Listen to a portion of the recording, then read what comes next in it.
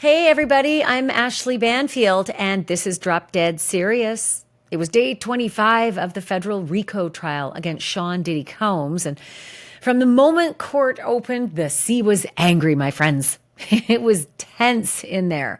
The judge was furious, raising his voice in court. The defense got aggressive, and the jury once again was forced to watch porn. Diddy's porn. And let's face it, not everybody wants to watch Diddy's idea of kinky sex, his freakoffs. Just wait until you hear about the different looks on the jurors' faces today as they endured 5 more pieces of Diddy's tapes. And P.S., it was loud enough for the gallery to hear audio bleeding out from under the jurors' headphones. So, yeah. We got a lot to break down today, from charts and cross-examinations to immunity deals and a closed-door meeting about one of the jurors that could change everything. And later in this episode, I'm going to share my conversation with Armon Wiggins, who was in court today, to talk about what exactly set the judge off this morning and how those jurors had such palpable reactions to the they were having to watch. First, though, let's start with the beginning of the day. Judge Subramanian came in hot. He was apoplectic about a leak to the media in some off-limits court business. He told the courtroom that details from Friday's sealed hearing had somehow made their way into the press over the weekend, and while he didn't name the outlet, sources close to the case think that it might be TMZ.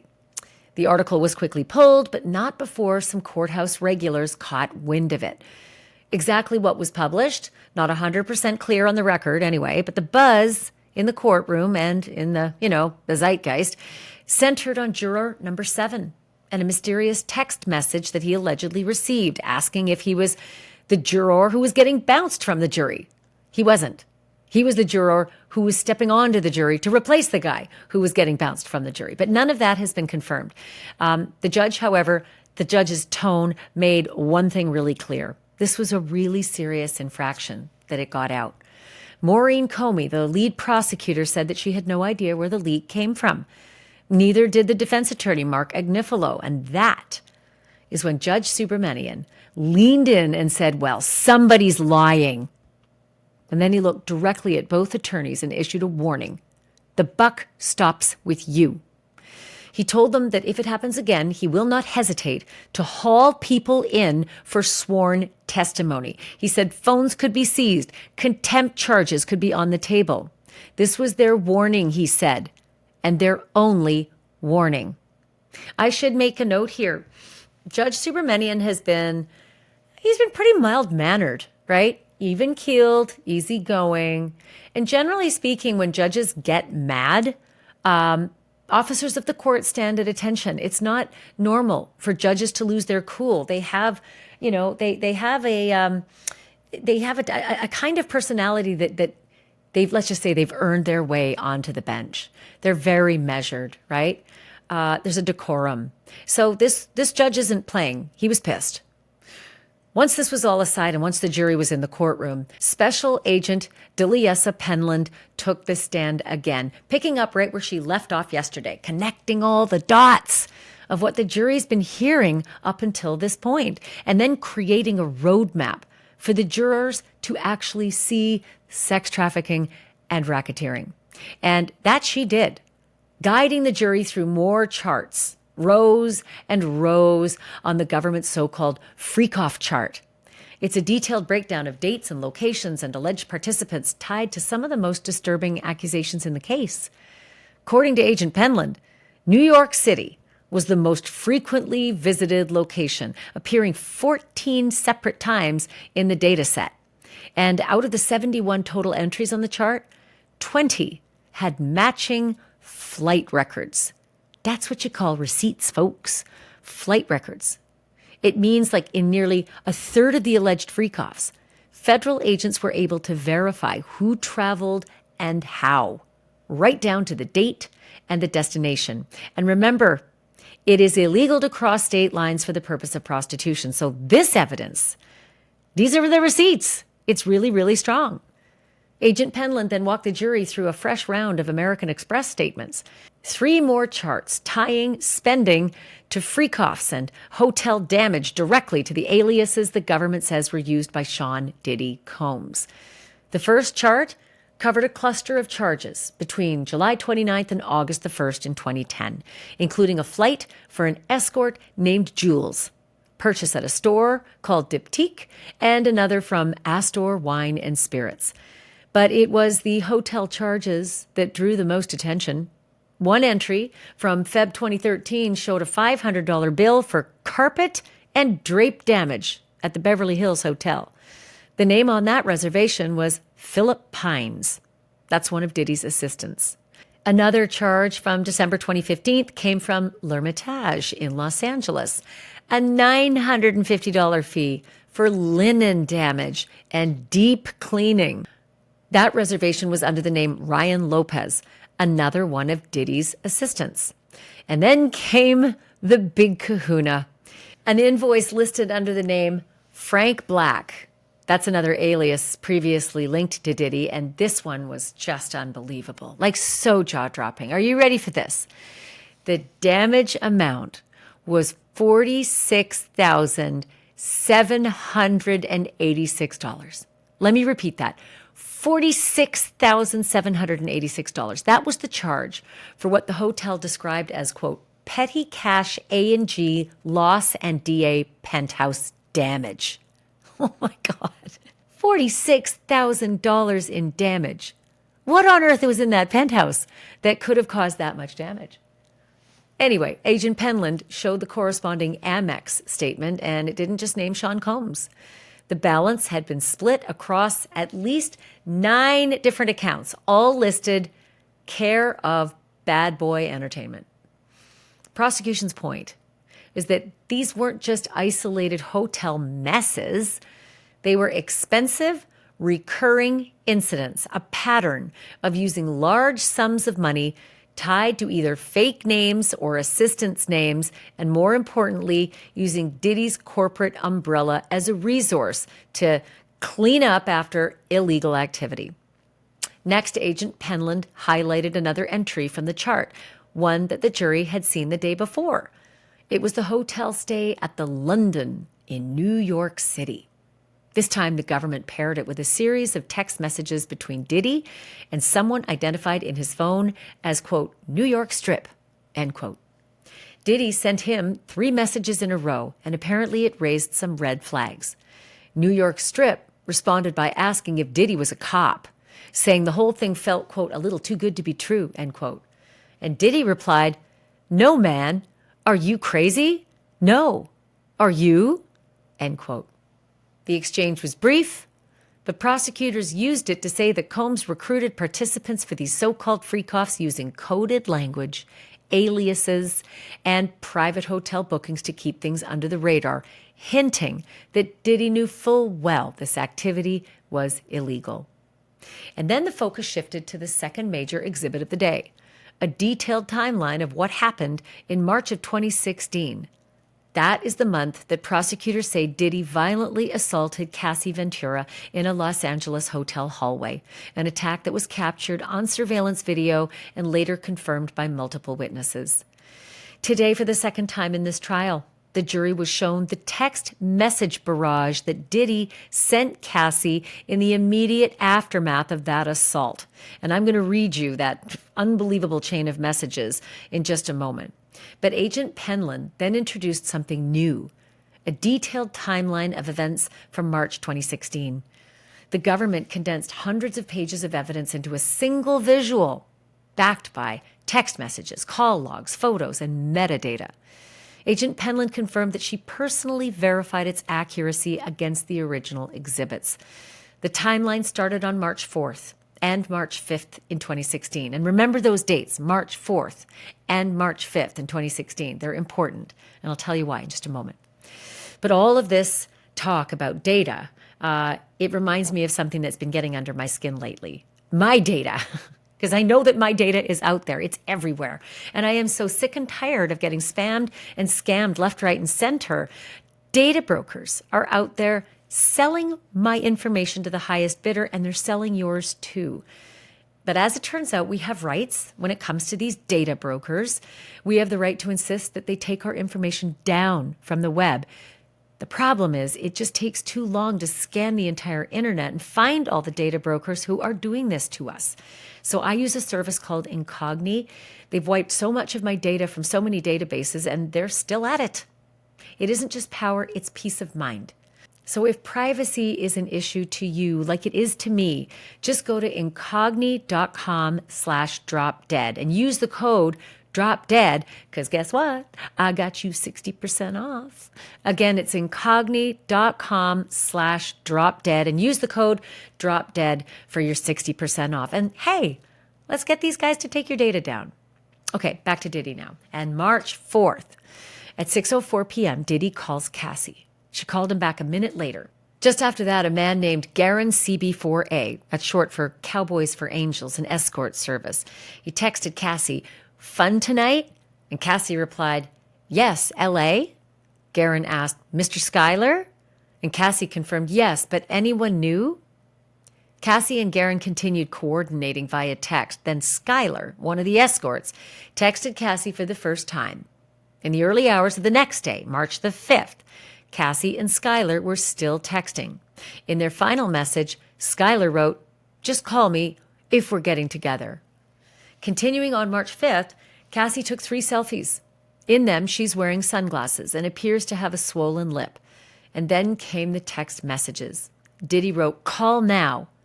Cassie replied that she had spoken to security. Cassie texted Diddy, quote, "You are sick for thinking it's okay." And then went on to say, quote, "Please stay away from me," end quote. She also referenced her black eye and her fat lip. And just minutes before that, Diddy had sent her a final message. "The cops are here." One message read, "I'm about to be arrested." Side note, that was 100% horseshit. He was not about to be arrested. The cops weren't there. This was absolute lies, and it was just a pressure tactic on Diddy's behalf if these texts are actually true. Another message from Diddy, quote, "If you don't pick up, you'll never hear my voice again." Fucking baby. I mean, just imagine this guy. "You'll never hear from me again." He just sounds like such a queen. Jury also saw a call log showing multiple missed calls from Diddy to Cassie. And all these messages came just after that terrible hotel footage showing him throwing and kicking and dragging Cassie Ventura. Clearly, the government is using these texts, not just to remind the jury of the violence, but to show what they believe is a clear pattern of manipulation, of control, and of fear. The following day, March 6th, Diddy was still asking about Cassie. He checked in with D-Rock, the security guy, and later that day, he and Cassie spoke for 13 minutes. Around that same time, Deontay Nash, who was the stylist for both Diddy and Cassie, he texted Cassie about a fitting. And Diddy placed his first call to Eddie Garcia. Remember him? Hotel security guard who would later play a key role in covering up that video and what happened in that Intercontinental Hotel hallway. As the day went on, KK, Christina Courtroom, chief of staff, inner circle, she texted Cassie about the fitting. Cassie took another photo of herself that day, still in sunglasses. And at one point, she messaged a friend saying that she was, quote, "at Puffs," end quote. On March 7th, Cassie sent Diddy a text that read just like an ode to sadness. She said, quote, "This was supposed to be a really exciting day for me, and I wish I could just crawl in bed and stay there until I look better," end quote. The two continued talking throughout the day, and so did Diddy and Eddie Garcia, security from the Intercontinental Hotel, the video guy, Meanwhile, KK, chief of staff, was busy asking Eddie Garcia for a copy of his driver's license and requesting IDs from 2 other security guards at the hotel. Calls between Diddy and Eddie Garcia continued on March 8th and March 9th, and again on March 25th. The government says the stretch of dates involved is textbook RICO, racketeering. A rapid cleanup operation, coordinated communication between staff members, pressure control, and image management, all unfolding while Cassie's injuries from after a freak-off had not even healed. Prosecutors say this wasn't just damage control. It was a deliberate effort by Diddy's inner circle to protect the enterprise. Staff members were texting about fittings to keep up appearances. Others were working behind the scenes, tracking down Eddie Garcia, gathering IDs, and making sure everybody stayed in line and that video never saw the light of day. By the time Diddy called Eddie, the wheels were already in motion. We now know how that ended. Eddie Garcia said he handed over the hotel surveillance footage of that assault, gave it to Diddy and KK and his security guy in exchange for a paper bag filled with $100,000 in cold, hard cash. Afterwards, Diddy called Eddie, "Eddie, my angel," end quote. And KK entered his name into her contacts as Eddie, my angel. Then it was time for the defense cross-examination, and Diddy's lawyer, Teny Geragos, came out swinging, setting her sights squarely on the government's Freakoff chart. She argued the chart was misleading, even sloppy. One entry listed Diddy as the only attendee. Cassie was in South Africa at the time. Other entries didn't list Diddy at all. That, Geragos argued, was proof that the government was filling in the blanks and drawing conclusions without actual evidence. But Agent Penland pushed back, telling the jury that just because Sean Combs wasn't named didn't mean that he wasn't there. It just meant that the government couldn't prove it. But Geragos leaned into that uncertainty, suggesting that the chart relied more on guesswork than on facts. What Geragos was really doing here was bigger than just picking apart a spreadsheet. She was trying to blow a hole in the prosecution's entire theory that these freakoffs were part of a criminal pattern. Because if the chart falls apart, Rico kind of might too. And then each member of the jury got a set of headphones. It was time to watch porn in open court. For more than 15 minutes, Diddy's lawyers played graphic video footage from the freakoffs, raw, explicit clips that lined up with the encounters that Cassie described on the stand. Group sex acts filmed while Diddy watched and pleasured himself. Again, the media and the public were shielded from viewing those tapes that the jury was watching. The defense played the Freakoff videos because they want the jury to believe that the footage tells a different story, that what the government calls abuse was, at least in these moments, consensual adult behavior. Filmed, yes, but willingly. It's a bold move for sure, forcing a jury to sit through 15 minutes of graphic content for the second day in a row. But the defense is betting that it's going to highlight that there's no coercion in this sexual extravaganza. And next, Teny Geragos zeroed in on something the jury has already seen. But this time, she read every single word of it out loud. One by one, she walked jurors through a series of texts between Cassie Ventura and Sean Diddy Combs, messages that were equal parts affectionate and sexually explicit. Geragos' goal was clear. Show Cassie as a willing participant. Paint the relationship as consensual, even passionate. And most of all, suggest that these encounters were not crimes, they were choices. Geragos was trying to show that Cassie was not only engaged, but at times enthusiastic. And to drive that point home, Geragos pointed to messages where Diddy appeared gentle, even deferential. Diddy told Cassie, quote, "We'll do whatever your heart desires." And, quote, "We can just go to bed." He also made a point to say, quote, "No, I'm not asking you to freak off." There were even more texts that made it seem like Cassie was willing. After one alleged freak-off in October 2012, Cassie texted Diddy that she, quote, "keeps having sexy flashbacks of yesterday," end quote. In another thread, when Diddy brought up organizing a new session, Cassie replied that she was worried he'd do it with someone else, and then started checking the Cowboys' availability herself. In December, she offered to book the hotel and promised, quote, "I will be the nastiest freak bitch in the world to make up for it," end quote. By February 2013, when Diddy suggested maybe they skip the freak-off, Cassie was the one who pushed back, texting, quote, "I'm feeling myself and I'm really horny," end quote.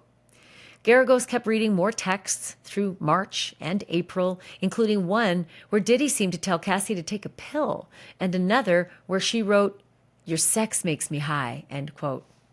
Diddy responded that he needed to focus, but Cassie appeared to coax him back into it. On Father's Day in June, she called Diddy, quote, "the most extraordinary man," and just a week later texted, "I'm horny," end quote. In July, she told him she wished they could have had a Freakoff before he left town. When he didn't respond, she followed up, asking why he hadn't replied to that part of her message. By mid-July, she told him a Freakoff might actually help her with her stress. At one point, on September 20th, Cassie raised concerns about doing Freakoffs, quote, "unprotected," and Diddy responded, "Let's stop." Cassie replied, "No, we don't have to stop." On Halloween, Diddy texted, quote, "Want to freak off?" Cassie replied, "LOL, sure," with a happy emoji, and began helping to set it up. By this point, the courtroom dynamic had started to shift. With each entry on the chart, Geragos had a text to challenge it, a response that seemed to flip the narrative. For a moment, it almost felt like the witness on the stand was not a witness for the prosecution. This seemed like a witness for the defense. And then came an even bigger aha moment for Diddy's lawyers. This time with the second chart, the government's official timeline of events surrounding the Intercontinental Hotel incident. Remember when I told you to remember the dates March 4th and March 5th because they were important? Here's why. Diddy's lawyer pointed out that the timelines include phone calls between Diddy and Cassie from March 4th, but none of the text messages between them. And those messages, Geragos argued, tell a very different story. Cassie is sexually explicit in several of them. In one, she writes, quote, "Baby, I want to freak off so bad," end quote. In others, she tells Diddy she wants to see him, that she loves him. Agent Penland testified that she didn't recall ever seeing those messages before. But when asked who selected the text messages that did make it into the timeline, the agent admitted that it wasn't her. It was the prosecution's trial team. As for the other important date, March the 5th, the day of the hotel assault. Texts between Cassie and Diddy are included in the timeline. But again, only the ones that the trial team selected. It was yet another moment that the defense used to question the fairness and the completeness of the government's evidence. Will it work? Will the jury buy it? Juries don't like being misled, right? Or at least feeling that way. Or is that hotel video so awful that nothing Cassie said prior to being beaten senseless is going to matter? On redirect, prosecutors pushed back with a few key messages of their own. They pointed to a message from March the 10th, just days after that horrible hotel assault. Diddy wrote, "Baby, I can't say it enough. I am so sorry," with 5 exclamation points. Cassie's response was devastating. She wrote, quote, "I still have crazy bruising from Friday. When you get fucked up the wrong way, you always want to show me that you have the power. And you knock me around. I'm not a rag doll. I'm someone's child. Can't keep hiding because of your mistakes." And prosecutors didn't stop there. They pulled up a message from more than a year earlier, January 7th, 2015, where Cassie wrote, "Nothing good comes out of Freakoffs anymore. You treat me like you're Ike Turner." If you're old enough to know, Ike Turner was married to Tina Turner. And before Tina Turner became the massive sensation of the 80s, 90s, and 2000s, she was fighting off the worst abuser in her life, her husband Ike, and her singing partner. The abuse was so horrendous she escaped with her life in the middle of the night, grabbing those kids and running like hell. But she turned her life around by herself without him. And Ike Turner, the name Ike Turner, I won't say it's a punchline. It's more like a scab in the history of this incredible musical duo, right? Agent Penland admitted that she doesn't have access to all of the evidence in the case, and she doesn't know everything that the prosecution has gathered. But the redirect was clear. While the defense may have shown a pattern of flirtation and consent, The government wanted the jury to remember that there was a pattern of fear as well, and regret, that eventually developed as time went on. And that wrapped up Agent Penland's testimony.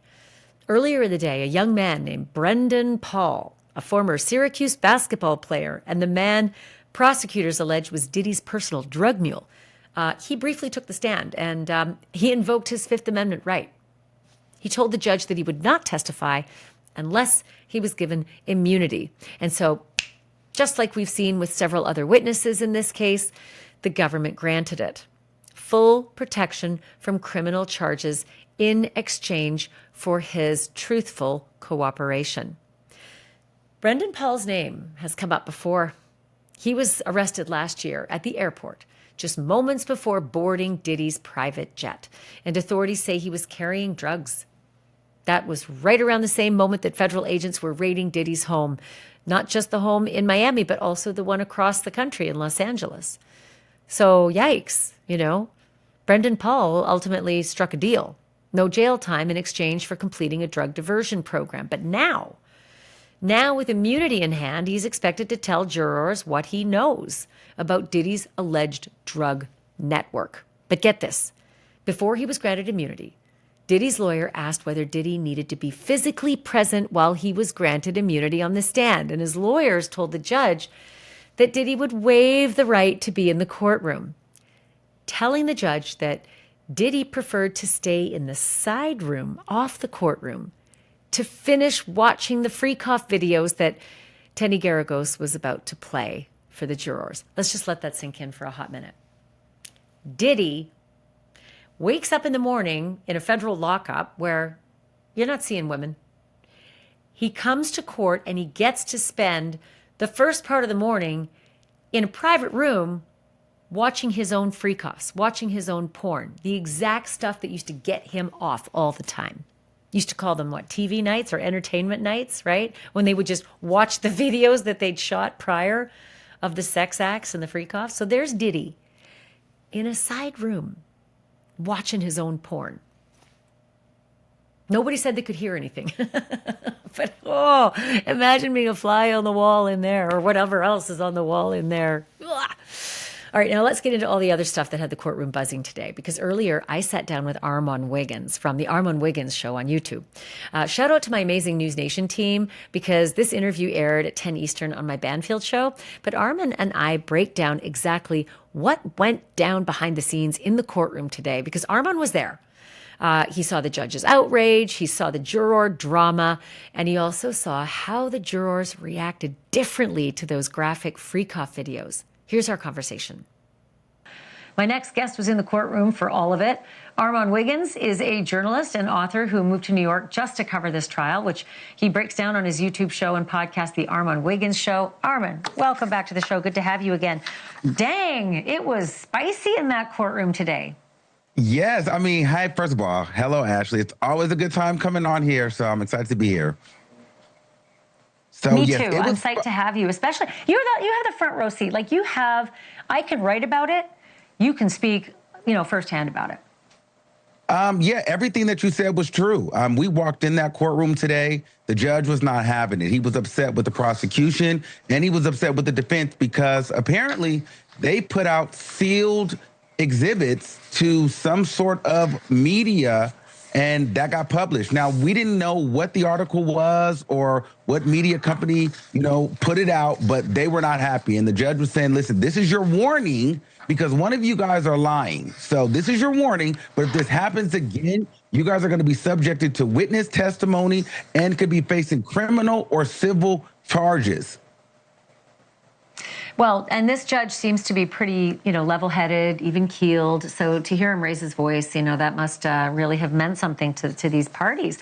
Talk to me about the tapes. I can't imagine look, not everybody wants to watch Diddy's sex tapes, right? Not everybody wants to. And I get this feeling that watching those jurors, having to watch those tapes, you probably could tell that people didn't want to be there. I'm gonna be honest with you. From yesterday to today, listen, I was trying to listen hard to see what was going on. So the first day, they played the tapes, and we're sitting in the gallery, obviously. So they turn up all the monitors, so we can't hear, or we can't see it, but we could hear a little bit. Now, the first day, it was a little awkward because you could hear some moaning and you heard the sex music and you kind of hear some things. You couldn't really make out what was going on, but you could tell it was definitely a freak off happening. Now, today, the volume was just a little bit louder and you could hear some kind of talking and stuff. A bailiff ended up coming out and saying, hey, Judge, they have the headphones too close to the microphone. We can hear everything. So they ended up turning down the headphones. However, when you took a look at the jury stand, because we're trying to figure out what's happening, what's happening with the jurors, I'm trying to find any motion in the face. There was a particular woman, older lady, she wasn't going for it. She wasn't happy to see it each day. She was extremely uncomfortable. You could see it in her face. She would try to kind of cover her mouth sometimes and cover her face, but the look of disgust, she couldn't avoid it. You've seen it every time. She did not want to be there. She did not want to be looking at those tapes. There was another guy that was, as he would watch the tapes, as they would play different tapes, he would like snatch his headphones off and like, in a way like, all right, I'm done. Whereas other people would kind of just sit and kind of endure and wait until, the next tape got played. But he would snatch his headphones off. And there was one guy, I was really watching him though, because he'd kind of sit back, and kind of like watch it. But then when it would get good or interesting, I don't know if it ever got good, but something that you would kind of be like, all right, let me look at this a little bit more. You would kind of see him like, like kind of like move a little bit, and he would kind of really get a little bit closer. And then at one point, he even started looking around in a way to be like, are y'all seeing what I'm seeing? And so I zeroed in on him for a while. So, and at that moment, you could kind of look around the rest of the jury pool and see that everybody was intently looking at these tapes. So I'm imagining there was a lot going on those tapes today. Kind of feel like it would be embarrassing too, right? Because you're watching something that's just so incredibly personal. And maybe some of these jurors feel like they're watching someone being assaulted as opposed to somebody who's willing. So there could be a lot of discomfort. And, God, imagine just, they're watching porn, and there's other people who know that. There's an entire gallery watching them watching. So I can't imagine the awkwardness. Real quickly, tomorrow, Brendan Paul. He came onto the stand today and he got immunity. So tomorrow he's going to testify. What are we expecting from him? It better be big because he's one of the final witnesses. Honestly, okay, really quick. So I think that it's pretty much done because, from what they showed today, that streamline of receipts with the hotels and the text messages and the videos. I mean, the summary witnesses did their thing today for the prosecution. Now, Brendan, we know him to be the drug mule that got arrested. So, he's honestly the glorified Louis Vuitton bag, just made a human being at this point. So he was the guy that carried all the drugs for Diddy. So I don't see this getting any better for Diddy. I think that this will be the cherry on top that goes ahead and seals the deal. Of course, all of it allegations until there's a verdict. And my goodness, I think I heard they might be deliberating as early as next week. I'll believe it when I see it. Armon, you got to come back. Thank you for this. Thank you so much. So I'm not so sure that was the best idea for Diddy's defense lawyers to play the videos again. I know the toothpaste is out of the tube. I know that the jurors have it, right? They've got those videos. They'd seen them the day before. And I guess this is rehabilitation.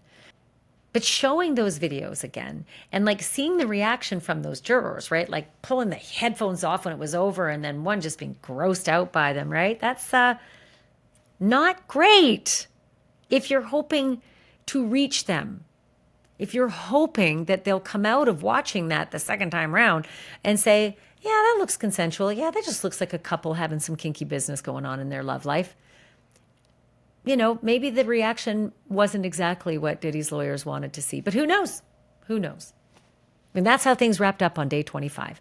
The jury spent the entire day hearing from an investigator with the Manhattan U.S. Attorney's Office, the same office that built this case against Sean Diddy Combs. They reviewed more charts, more texts, and more supporting evidence as the government continued stacking its RICO narrative brick by brick by brick. But as the jury was dismissed for the day, the judge was not done. Judge Armon Subramanian stayed behind and ordered a closed-door proceeding, likely to address that developing issue with juror number 7.